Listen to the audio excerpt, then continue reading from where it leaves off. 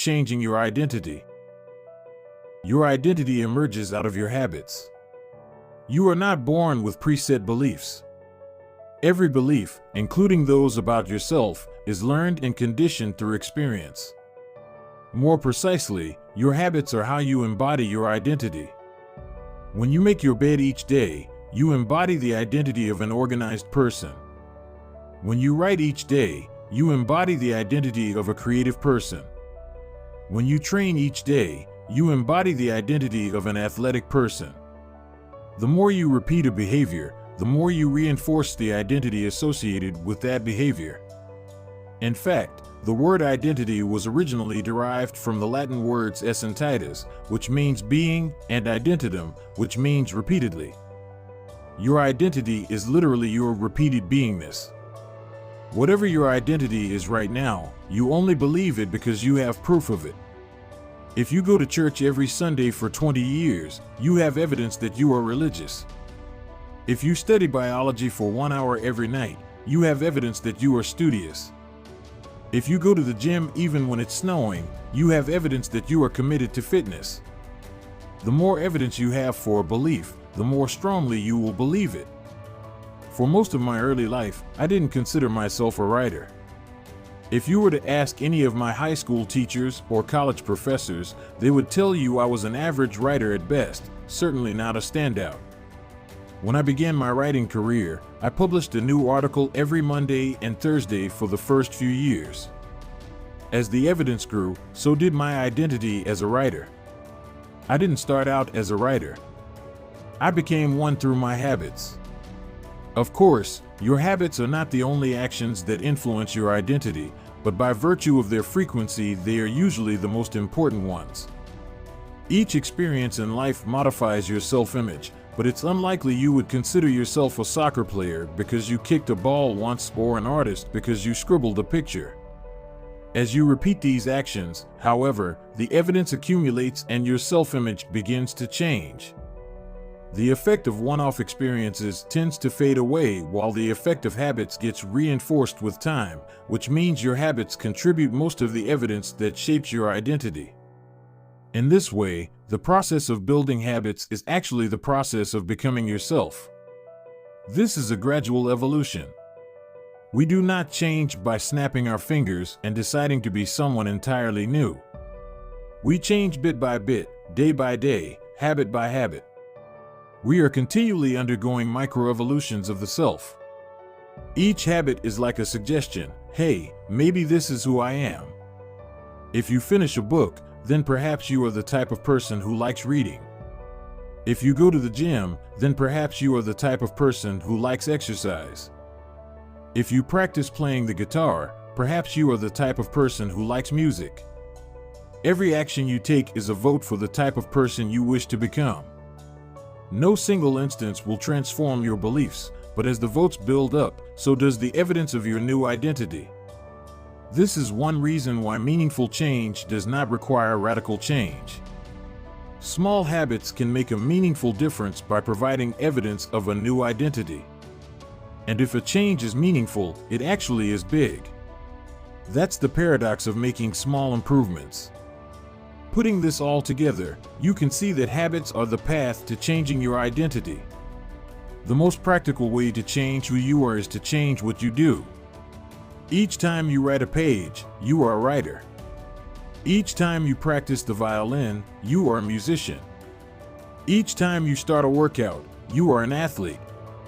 Each time you encourage your employees, you are a leader. Each habit not only gets results, but also teaches you something far more important, to trust yourself. You start to believe you can actually accomplish these things. When the votes mount up and the evidence begins to change, the story you tell yourself begins to change as well. Of course, it works the opposite way, too. Every time you choose to perform a bad habit, it's a vote for that identity. The good news is that you don't need to be perfect. In any election, there are going to be votes for both sides. You don't need a unanimous vote to win an election, you just need a majority. It doesn't matter if you cast a few votes for a bad behavior or an unproductive habit. Your goal is simply to win the majority of the time. New identities require new evidence. If you keep casting the same votes you've always cast, you're going to get the same results you've always had. If nothing changes, nothing is going to change. It is a simple two-step process. 1. Decide the type of person you want to be. 2. Prove it to yourself with small wins. First, decide who you want to be. This holds at any level, as an individual, as a team, as a community, as a nation. What do you want to stand for? What are your principles and values? Who do you wish to become?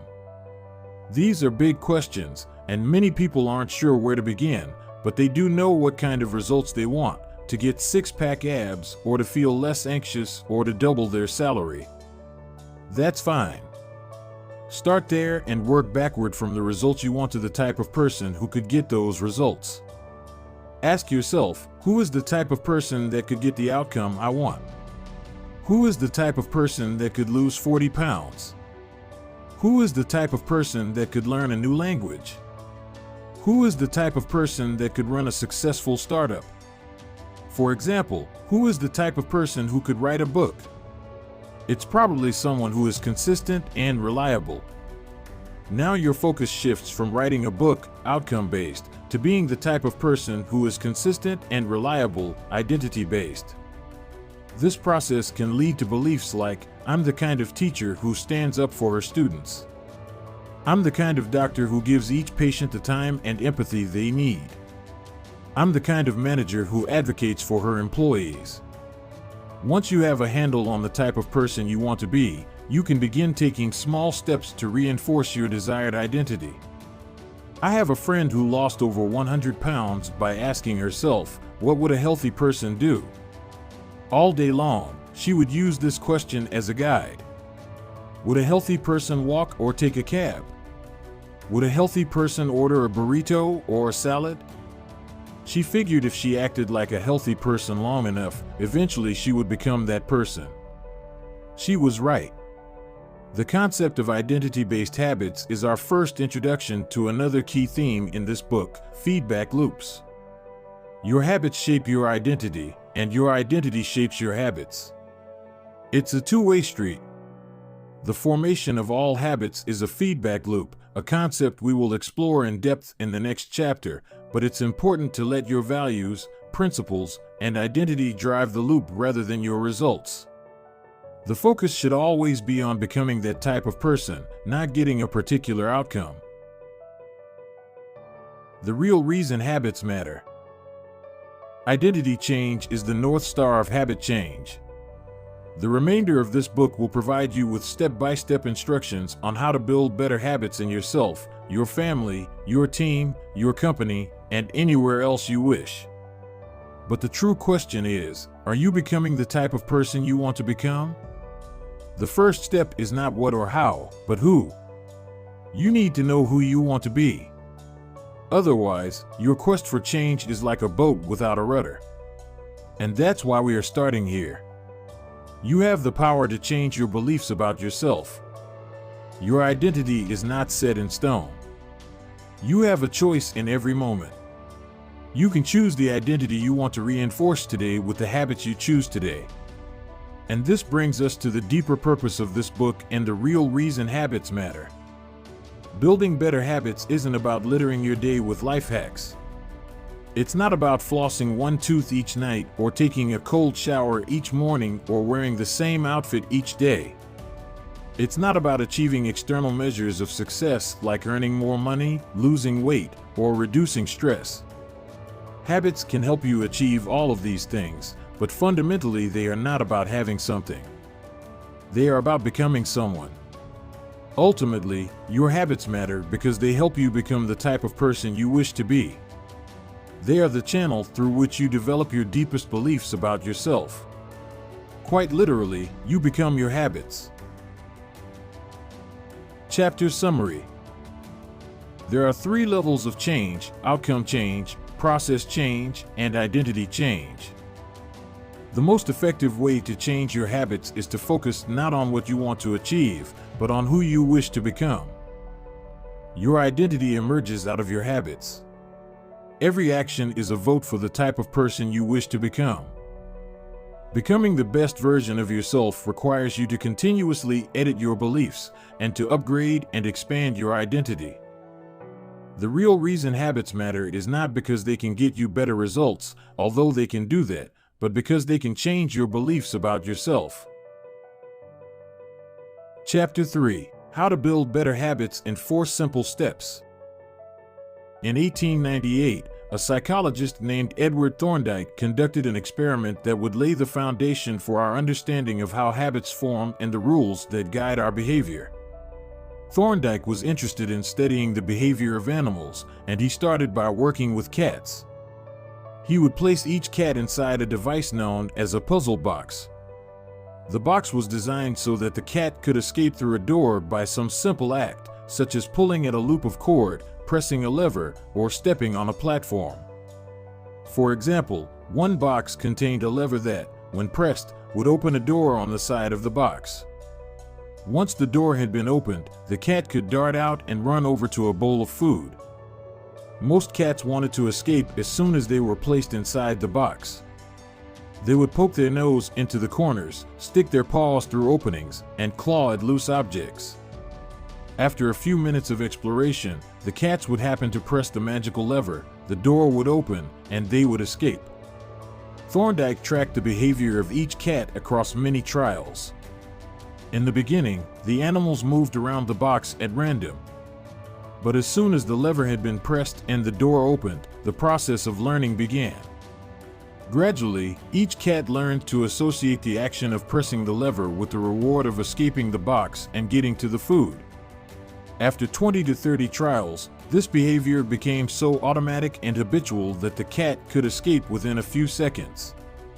For example, Thorndike noted, Cat 12 took the following times to perform the act: 160 seconds, 30 seconds, 90 seconds, 60, 15, 28, 20, 30, 22, 11, 15, 20, 12, 10, 14, 10, 8, 8, 5, 10, 8, 6, 6, 7.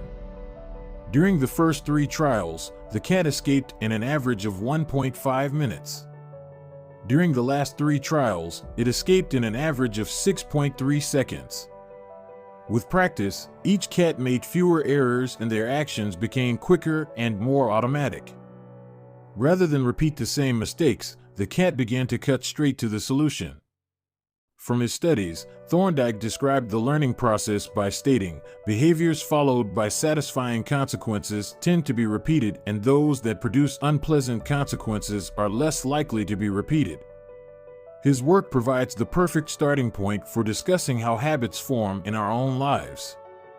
It also provides answers to some fundamental questions like, what are habits? And why does the brain bother building them at all? Why your brain builds habits. A habit is a behavior that has been repeated enough times to become automatic. The process of habit formation begins with trial and error. Whenever you encounter a new situation in life, your brain has to make a decision. How do I respond to this? The first time you come across a problem, you're not sure how to solve it. Like Thorndike's cat, you're just trying things out to see what works. Neurological activity in the brain is high during this period. You are carefully analyzing the situation and making conscious decisions about how to act. You're taking in tons of new information and trying to make sense of it all. The brain is busy learning the most effective course of action. Occasionally, like a cat pressing on a lever, you stumble across a solution. You're feeling anxious, and you discover that going for a run calms you down. You're mentally exhausted from a long day of work, and you learn that playing video games relaxes you. You're exploring, and then, bam, a reward. After you stumble upon an unexpected reward, you alter your strategy for next time. Your brain immediately begins to catalog the events that preceded the reward. Wait a minute, that felt good. What did I do right before that? This is the feedback loop behind all human behavior. Try, fail, learn, try differently. With practice, the useless movements fade away and the useful actions get reinforced. That's a habit forming. Whenever you face a problem repeatedly, your brain begins to automate the process of solving it. Your habits are just a series of automatic solutions that solve the problems and stresses you face regularly. As behavioral scientist Jason Rea writes, habits are, simply, reliable solutions to recurring problems in our environment. As habits are created, the level of activity in the brain decreases. You learn to lock in on the cues that predict success and tune out everything else. When a similar situation arises in the future, you know exactly what to look for. There is no longer a need to analyze every angle of a situation. Your brain skips the process of trial and error and creates a mental rule: if this, then that. These cognitive scripts can be followed automatically whenever the situation is appropriate. Now, whenever you feel stressed, you get the itch to run. As soon as you walk in the door from work, you grab the video game controller. A choice that once required effort is now automatic. A habit has been created. Habits are mental shortcuts learned from experience. In a sense, a habit is just a memory of the steps you previously followed to solve a problem in the past. Whenever the conditions are right, you can draw on this memory and automatically apply the same solution. The primary reason the brain remembers the past is to better predict what will work in the future. Habit formation is incredibly useful because the conscious mind is the bottleneck of the brain. It can only pay attention to one problem at a time. As a result, your brain is always working to preserve your conscious attention for whatever task is most essential. Whenever possible, the conscious mind likes to pawn off tasks to the non-conscious mind to do automatically. This is precisely what happens when a habit is formed. Habits reduce cognitive load and free up mental capacity so you can allocate your attention to other tasks. Despite their efficiency, some people still wonder about the benefits of habits. The argument goes like this: will habits make my life dull? I don't want to pigeonhole myself into a lifestyle I don't enjoy. Doesn't so much routine take away the vibrancy and spontaneity of life? Hardly. Such questions set up a false dichotomy. They make you think that you have to choose between building habits and attaining freedom. In reality, the two complement each other. Habits do not restrict freedom. They create it. In fact, the people who don't have their habits handled are often the ones with the least amount of freedom. Without good financial habits, you will always be struggling for the next dollar. Without good health habits, you will always seem to be short on energy. Without good learning habits, you will always feel like you're behind the curve. If you're always being forced to make decisions about simple tasks, when should I work out, where do I go to write, when do I pay the bills, then you have less time for freedom. It's only by making the fundamentals of life easier that you can create the mental space needed for free thinking and creativity. Conversely, when you have your habits dialed in and the basics of life are handled and done, your mind is free to focus on new challenges and master the next set of problems. Building habits in the present allows you to do more of what you want in the future. The science of how habits work. The process of building a habit can be divided into 4 simple steps: cue, craving, response, and reward.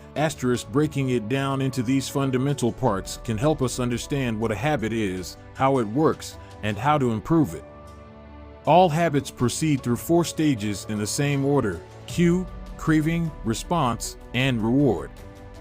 This 4-step pattern is the backbone of every habit, and your brain runs through these steps in the same order each time. First, there is the cue. The cue triggers your brain to initiate a behavior. It is a bit of information that predicts a reward. Our prehistoric ancestors were paying attention to cues that signaled the location of primary rewards like food, water, and sex. Today, We spend most of our time learning cues that predict secondary rewards like money and fame, power and status, praise and approval, love and friendship, or a sense of personal satisfaction. Of course, these pursuits also indirectly improve our odds of survival and reproduction, which is the deeper motive behind everything we do. Your mind is continuously analyzing your internal and external environment for hints of where rewards are located. Because the cue is the first indication that we're close to a reward, it naturally leads to a craving. Cravings are the second step, and they are the motivational force behind every habit. Without some level of motivation or desire, without craving a change, we have no reason to act.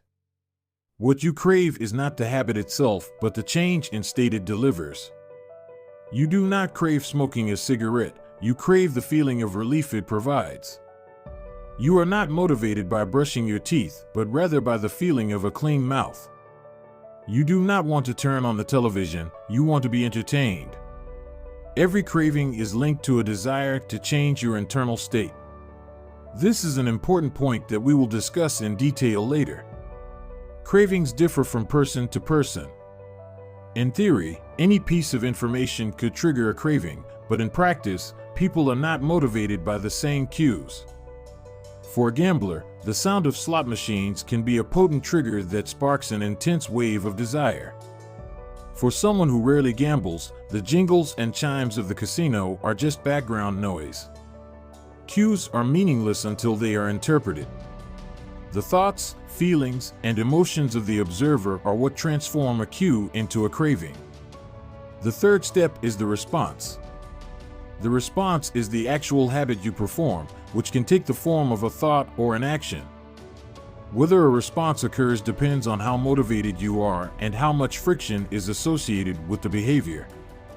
If a particular action requires more physical or mental effort than you are willing to expend, then you won't do it. Your response also depends on your ability. It sounds simple, but a habit can occur only if you are capable of doing it. If you want to dunk a basketball but can't jump high enough to reach the hoop, well, you're out of luck. Finally, the response delivers a reward. Rewards are the end goal of every habit. The cue is about noticing the reward. The craving is about wanting the reward. The response is about obtaining the reward. We chase rewards because they serve two purposes. 1, they satisfy us, and 2, they teach us. The first purpose of rewards is to satisfy your craving. Yes, rewards provide benefits on their own.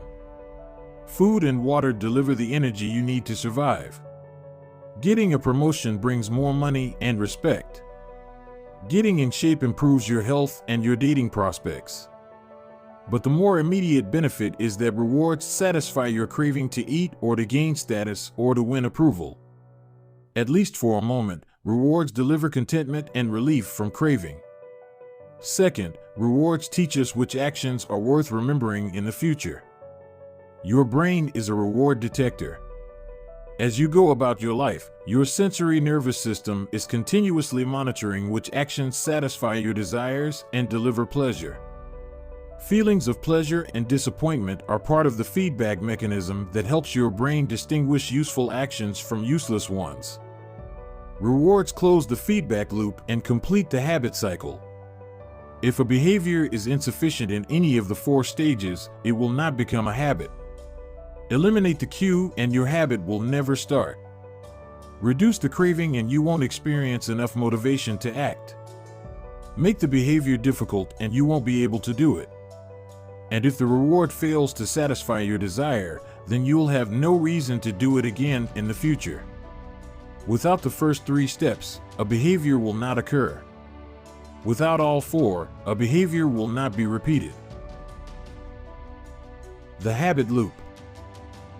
The 4 stages of habit are best described as a feedback loop. They form an endless cycle that is running every moment you are alive. This habit loop is continually scanning the environment, predicting what will happen next, trying out different responses, and learning from the results. In summary, the cue triggers a craving, which motivates a response, which provides a reward, which satisfies the craving and, ultimately, becomes associated with the cue. Together, these 4 steps form a neurological feedback loop: cue, craving, response, reward, cue, craving, response, reward, that ultimately allows you to create automatic habits. This cycle is known as the habit loop. This 4-step process is not something that happens occasionally, but rather it is an endless feedback loop that is running and active during every moment you are alive, even now. The brain is continually scanning the environment, predicting what will happen next, trying out different responses, and learning from the results. The entire process is completed in a split second, and we use it again and again without realizing everything that has been packed into the previous moment. We can split these 4 steps into 2 phases: the problem phase and the solution phase. The problem phase includes the cue and the craving, and it is when you realize that something needs to change. The solution phase includes the response and the reward, and it is when you take action and achieve the change you desire. All behavior is driven by the desire to solve a problem. Sometimes the problem is that you notice something good and you want to obtain it. Sometimes the problem is that you are experiencing pain and you want to relieve it. Either way, the purpose of every habit is to solve the problems you face. In the table on the following page, you can see a few examples of what this looks like in real life. Imagine walking into a dark room and flipping on the light switch. You have performed this simple habit so many times that it occurs without thinking. You proceed through all 4 stages in the fraction of a second. The urge to act strikes you without thinking. Problem phase 1. Cue, your phone buzzes with a new text message. 2. Craving, you want to learn the contents of the message. Solution phase 3. Response, you grab your phone and read the text. 4. Reward, you satisfy your craving to read the message. Grabbing your phone becomes associated with your phone buzzing. Problem phase 1. Cue, you are answering emails. 2. Craving, you begin to feel stressed and overwhelmed by work. You want to feel in control. Solution phase 3. Response, you bite your nails. 4. Reward, you satisfy your craving to reduce stress. Biting your nails becomes associated with answering email. Problem phase 1. Cue, you wake up. 2. Craving, you want to feel alert. Solution phase 3. Response, you drink a cup of coffee. 4. Reward, you satisfy your craving to feel alert. Drinking coffee becomes associated with waking up. Problem phase 1. Cue, you smell a donut shop as you walk down the street near your office. 2. Craving, you begin to crave a donut. Solution phase 3.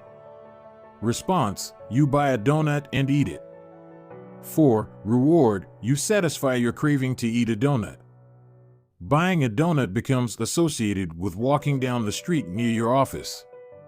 Problem phase 1. Cue, you hit a stumbling block on a project at work. 2. Craving, you feel stuck and want to relieve your frustration. Solution phase 3. Response, you pull out your phone and check social media. 4. Reward, you satisfy your craving to feel relieved. Checking social media becomes associated with feeling stalled at work. Problem phase 1. Cue, you walk into a dark room. 2. Craving, you want to be able to see. Solution phase 3. Response, you flip the light switch. 4. Reward, you satisfy your craving to see. Turning on the light switch becomes associated with being in a dark room. By the time we become adults, we rarely notice the habits that are running our lives. Most of us never give a second thought to the fact that we tie the same shoe first each morning, or unplug the toaster after each use, or always change into comfortable clothes after getting home from work. After decades of mental programming, we automatically slip into these patterns of thinking and acting. The 4 laws of behavior change. In the following chapters, we will see time and again how the 4 stages of cue, craving, response, and reward influence nearly everything we do each day. But before we do that, we need to transform these 4 steps into a practical framework that we can use to design good habits and eliminate bad ones. I refer to this framework as the 4 laws of behavior change, and it provides a simple set of rules for creating good habits and breaking bad ones. You can think of each law as a lever that influences human behavior. When the levers are in the right positions, creating good habits is effortless. When they are in the wrong positions, it is nearly impossible. How to create a good habit? The first law, cue, make it obvious. The second law, craving, make it attractive. The third law, response, make it easy. The fourth law, reward, make it satisfying. We can invert these laws to learn how to break a bad habit. How to break a bad habit. Inversion of the first law, cue, make it invisible. Inversion of the second law, craving, make it unattractive. Inversion of the third law, response, make it difficult. Inversion of the fourth law, reward, make it unsatisfying. It would be irresponsible for me to claim that these 4 laws are an exhaustive framework for changing any human behavior, but I think they're close. As you will soon see, the 4 laws of behavior change apply to nearly every field, from sports to politics, art to medicine, comedy to management. These laws can be used no matter what challenge you are facing. There is no need for completely different strategies for each habit. Whenever you want to change your behavior, you can simply ask yourself, 1. How can I make it obvious? 2. How can I make it attractive? 3. How can I make it easy? 4. How can I make it satisfying? If you have ever wondered, why don't I do what I say I'm going to do? Why don't I lose the weight or stop smoking or save for retirement or start that side business? Why do I say something is important but never seem to make time for it? The answers to those questions can be found somewhere in these 4 laws. The key to creating good habits and breaking bad ones is to understand these fundamental laws and how to alter them to your specifications. Every goal is doomed to fail if it goes against the grain of human nature. Your habits are shaped by the systems in your life. In the chapters that follow, we will discuss these laws one by one and show how you can use them to create a system in which good habits emerge naturally and bad habits wither away. Chapter Summary. A habit is a behavior that has been repeated enough times to become automatic. The ultimate purpose of habits is to solve the problems of life with as little energy and effort as possible. Any habit can be broken down into a feedback loop that involves 4 steps: cue, craving, response, and reward. The 4 laws of behavior change are a simple set of rules we can use to build better habits. They are: 1. Make it obvious. 2. Make it attractive. 3. Make it easy. And 4. Make it satisfying. The first law. Make it obvious. Chapter 4. The Man Who Didn't Look Right. The psychologist Gary Klein once told me a story about a woman who attended a family gathering. She had spent years working as a paramedic and, upon arriving at the event, took one look at her father-in-law and got very concerned. "I don't like the way you look," she said. Her father-in-law, who was feeling perfectly fine, jokingly replied, "Well, I don't like your looks either." "No," she insisted. "You need to go to the hospital now." A few hours later, the man was undergoing life-saving surgery after an examination had revealed that he had a blockage to a major artery and was at immediate risk of a heart attack. Without his daughter-in-law's intuition, he could have died. What did the paramedic see? How did she predict his impending heart attack? When major arteries are obstructed, the body focuses on sending blood to critical organs and away from peripheral locations near the surface of the skin. The result is a change in the pattern of distribution of blood in the face. After many years of working with people with heart failure, the woman had unknowingly developed the ability to recognize this pattern on sight. She couldn't explain what it was that she noticed in her father-in-law's face, but she knew something was wrong. Similar stories exist in other fields. For example, military analysts can identify which blip on a radar screen is an enemy missile and which one is a plane from their own fleet, even though they are traveling at the same speed, flying at the same altitude, and look identical on radar in nearly every respect. During the Gulf War, Lieutenant Commander Michael Riley saved an entire battleship when he ordered a missile shot down, despite the fact that it looked exactly like the battleship's own planes on radar. He made the right call, but even his superior officers couldn't explain how he did it. Museum curators have been known to discern the difference between an authentic piece of art and an expertly produced counterfeit, even though they can't tell you precisely which details tipped them off. Experienced radiologists can look at a brain scan and predict the area where a stroke will develop before any obvious signs are visible to the untrained eye. I've even heard of hairdressers noticing whether a client is pregnant based only on the feel of her hair. The human brain is a prediction machine. It is continuously taking in your surroundings and analyzing the information it comes across. Whenever you experience something repeatedly, like a paramedic seeing the face of a heart attack patient or a military analyst seeing a missile on a radar screen, your brain begins noticing what is important, sorting through the details and highlighting the relevant cues, and cataloging that information for future use. With enough practice, you can pick up on the cues that predict certain outcomes without consciously thinking about it. Automatically, your brain encodes the lessons learned through experience. We can't always explain what it is we are learning, but learning is happening all along the way, and your ability to notice the relevant cues in a given situation is the foundation for every habit you have. We underestimate how much our brains and bodies can do without thinking. You do not tell your hair to grow, your heart to pump, your lungs to breathe, or your stomach to digest. And yet your body handles all this and more on autopilot. You are much more than your conscious self. Consider hunger. How do you know when you're hungry? You don't necessarily have to see a cookie on the counter to realize that it is time to eat. Appetite and hunger are governed non-consciously. Your body has a variety of feedback loops that gradually alert you when it is time to eat again and that track what is going on around you and within you. Cravings can arise thanks to hormones and chemicals circulating through your body. Suddenly, you're hungry even though you're not quite sure what tipped you off.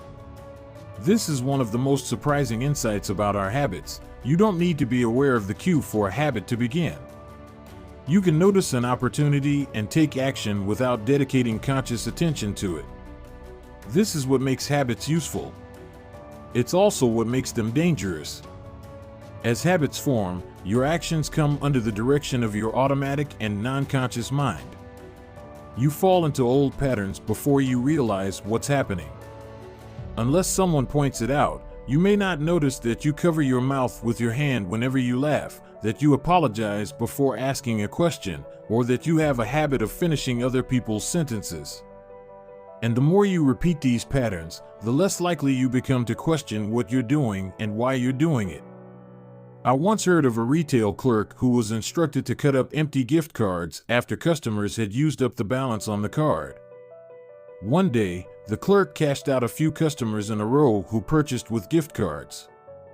When the next person walked up, the clerk swiped the customer's actual credit card, picked up the scissors, and then cut it in half, entirely on autopilot, before looking up at the stunned customer and realizing what had just happened. Another woman I came across in my research was a former preschool teacher who had switched to a corporate job. Even though she was now working with adults, her old habits would kick in and she kept asking coworkers if they had washed their hands after going to the bathroom. I also found the story of a man who had spent years working as a lifeguard and would occasionally yell "walk" whenever he saw a child running. Over time, the cues that spark our habits become so common that they are essentially invisible. The treats on the kitchen counter, the remote control next to the couch, the phone in our pocket. Our responses to these cues are so deeply encoded that it may feel like the urge to act comes from nowhere. For this reason, we must begin the process of behavior change with awareness. Before we can effectively build new habits, we need to get a handle on our current ones. This can be more challenging than it sounds because once a habit is firmly rooted in your life, it is mostly non-conscious and automatic. If a habit remains mindless, you can't expect to improve it. As the psychologist Carl Jung said, until you make the unconscious conscious, it will direct your life and you will call it fate. The habit scorecard. The Japanese railway system is regarded as one of the best in the world. If you ever find yourself riding a train in Tokyo, you'll notice that the conductors have a peculiar habit. As each operator runs the train, they proceed through a ritual of pointing at different objects and calling out commands. When the train approaches a signal, the operator will point at it and say, "Signal is green." As the train pulls into and out of each station, the operator will point at the speedometer and call out the exact speed. When it's time to leave, the operator will point at the timetable and state the time. Out on the platform, other employees are performing similar actions. Before each train departs, staff members will point along the edge of the platform and declare, "All clear." Every detail is identified, pointed at, and named aloud. This process, known as pointing and calling, is a safety system designed to reduce mistakes. It seems silly, but it works incredibly well. Pointing and calling reduces errors by up to 85% and cuts accidents by 30%. The MTA subway system in New York City adopted a modified version that is point-only, and within 2 years of implementation, incidents of incorrectly berthed subways fell 57%. Pointing and calling is so effective because it raises the level of awareness from a non-conscious habit to a more conscious level. Because the train operators must use their eyes, hands, mouth, and ears, they are more likely to notice problems before something goes wrong. My wife does something similar. Whenever we are preparing to walk out the door for a trip, she verbally calls out the most essential items in her packing list. I've got my keys. I've got my wallet. I've got my glasses. I've got my husband. The more automatic a behavior becomes, the less likely we are to consciously think about it. And when we've done something 1,000 times before, we begin to overlook things. We assume that the next time will be just like the last. We're so used to doing what we've always done that we don't stop to question whether it's the right thing to do at all. Many of our failures in performance are largely attributable to a lack of self-awareness. One of our greatest challenges in changing habits is maintaining awareness of what we are actually doing. This helps explain why the consequences of bad habits can sneak up on us. We need a point-and-call system for our personal lives. That's the origin of the habit scorecard, which is a simple exercise you can use to become more aware of your behavior. To create your own, make a list of your daily habits. Here's a sample of where your list might start. Wake up. Turn off alarm. Check my phone. Go to the bathroom. Weigh myself. Take a shower. Brush my teeth. Floss my teeth. Put on deodorant. Hang up towel to dry. Get dressed. Make a cup of tea. And so on. Once you have a full list, look at each behavior and ask yourself, is this a good habit, a bad habit, or a neutral habit? If it is a good habit, write plus next to it. If it is a bad habit, write. If it is a neutral habit, write equal sign. For example, the list above might look like this: wake up equals turn off alarm equals check my phone, go to the bathroom equals weigh myself plus take a shower plus brush my teeth plus floss my teeth plus put on deodorant plus hang up towel to dry equals get dressed equals make a cup of tea plus the marks you give to a particular habit will depend on your situation and your goals. For someone who is trying to lose weight, eating a bagel with peanut butter every morning might be a bad habit. For someone who is trying to bulk up and add muscle, the same behavior might be a good habit. It all depends on what you're working toward. Scoring your habits can be a bit more complex for another reason as well. The labels good habit and bad habit are slightly inaccurate. There are no good habits or bad habits. There are only effective habits. That is, effective at solving problems. All habits serve you in some way, even the bad ones, which is why you repeat them. For this exercise, categorize your habits by how they will benefit you in the long run. Generally speaking, good habits will have net positive outcomes. Bad habits have net negative outcomes. Smoking a cigarette may reduce stress right now, that's how it's serving you, but it's not a healthy long-term behavior. If you're still having trouble determining how to rate a particular habit, here is a question I like to use. Does this behavior help me become the type of person I wish to be? Does this habit cast a vote for or against my desired identity? Habits that reinforce your desired identity are usually good. Habits that conflict with your desired identity are usually bad. As you create your habit scorecard, there is no need to change anything at first. The goal is to simply notice what is actually going on. Observe your thoughts and actions without judgment or internal criticism. Don't blame yourself for your faults. Don't praise yourself for your successes. If you eat a chocolate bar every morning, acknowledge it, almost as if you were watching someone else. Oh, how interesting that they would do such a thing. If you binge eat, simply notice that you are eating more calories than you should. If you waste time online, notice that you are spending your life in a way that you do not want to. The first step to changing bad habits is to be on the lookout for them. If you feel like you need extra help, then you can try pointing and calling in your own life. Say out loud the action that you are thinking of taking and what the outcome will be. If you want to cut back on your junk food habit but notice yourself grabbing another cookie, say out loud, "I'm about to eat this cookie, but I don't need it. Eating it will cause me to gain weight and hurt my health." Hearing your bad habits spoken aloud makes the consequences seem more real. It adds weight to the action rather than letting yourself mindlessly slip into an old routine. This approach is useful even if you're simply trying to remember a task on your to-do list. Just saying out loud, "Tomorrow, I need to go to the post office after lunch," increases the odds that you'll actually do it. You're getting yourself to acknowledge the need for action, and that can make all the difference. The process of behavior change always starts with awareness.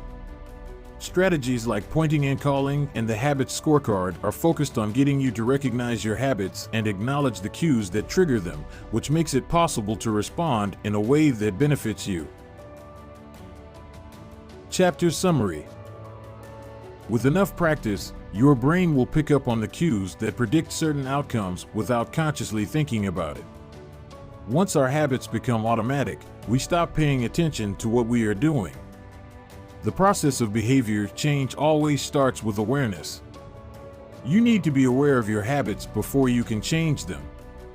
Pointing and calling raises your level of awareness from a non-conscious habit to a more conscious level by verbalizing your actions. The habit scorecard is a simple exercise you can use to become more aware of your behavior. Chapter 5. The best way to start a new habit. In 2001, researchers in Great Britain began working with 248 people to build better exercise habits over the course of 2 weeks. The subjects were divided into 3 groups. The first group was the control group.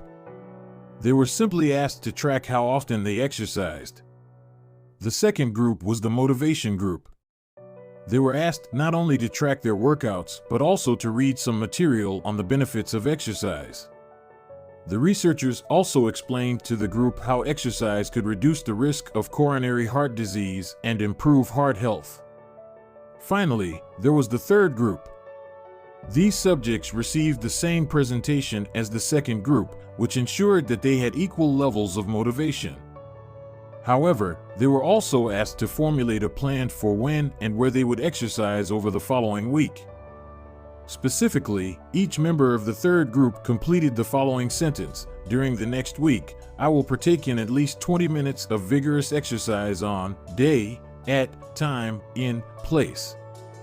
In the first and second groups, 35 to 38% of people exercised at least once per week. Interestingly, the motivational presentation given to the second group seemed to have no meaningful impact on behavior. But 91% of the third group exercised at least once per week, more than double the normal rate. The sentence they filled out is what researchers refer to as an implementation intention, which is a plan you make beforehand about when and where to act. That is, how you intend to implement a particular habit.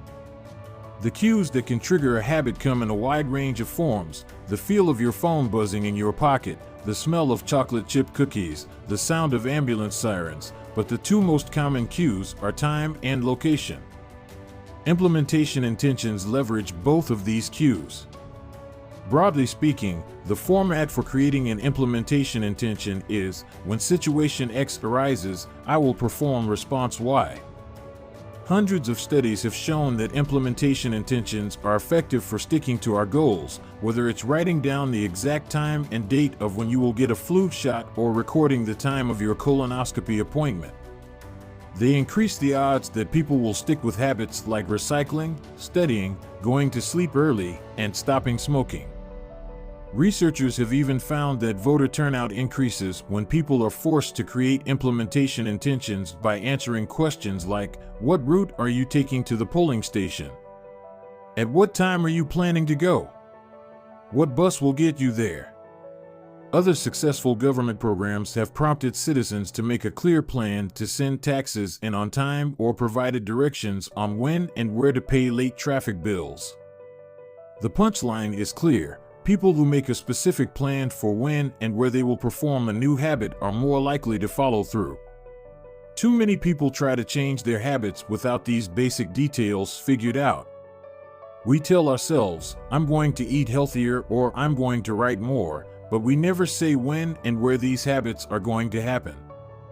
We leave it up to chance and hope that we will just remember to do it or feel motivated at the right time.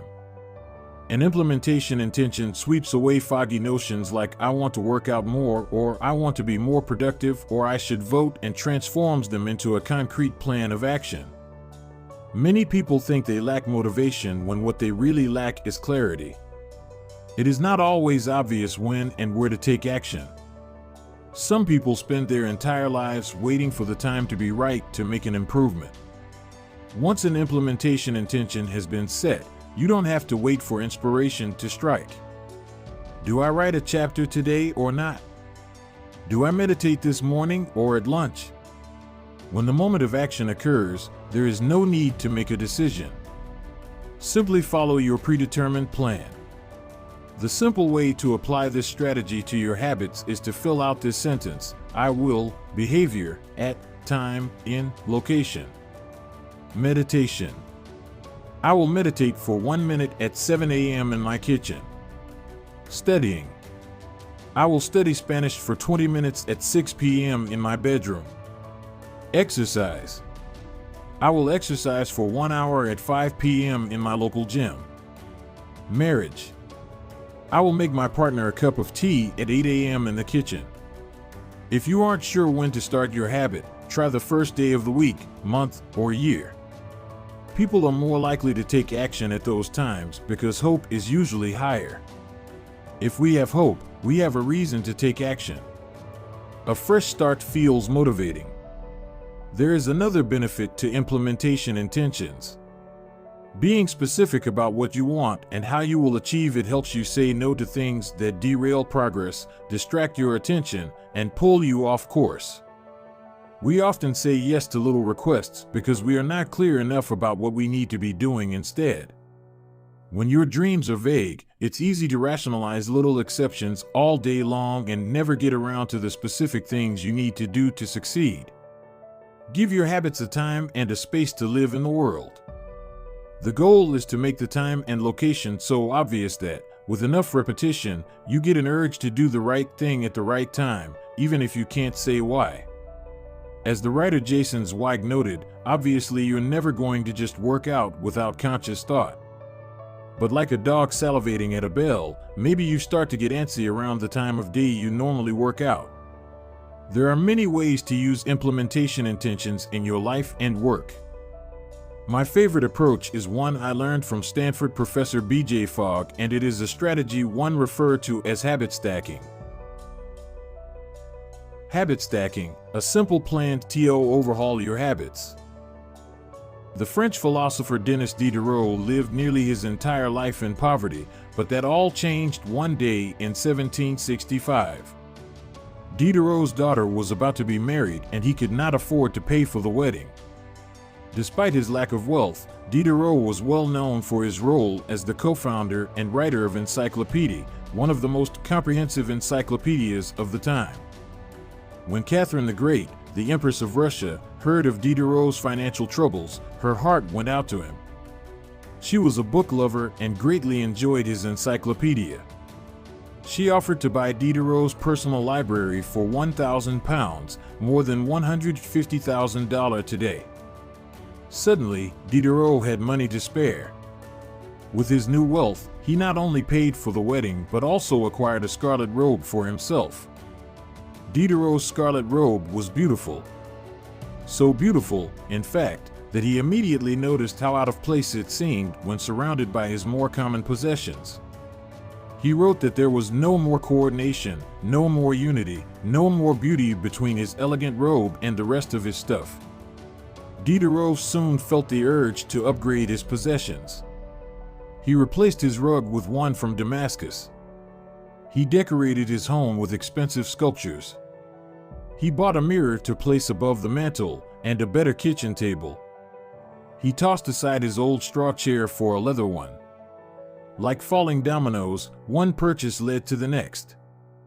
Diderot's behavior is not uncommon. In fact, the tendency for one purchase to lead to another one has a name: the Diderot effect. The Diderot effect states that obtaining a new possession often creates a spiral of consumption that leads to additional purchases. You can spot this pattern everywhere. You buy a dress and have to get new shoes and earrings to match.